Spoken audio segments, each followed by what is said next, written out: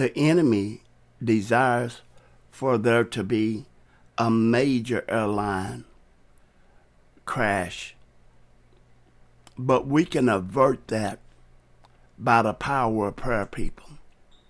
Just offering up prayer whenever you can against this plane crash. Terrifying moments on board Delta Flight 104. Inside the plane, you can hear passengers' fear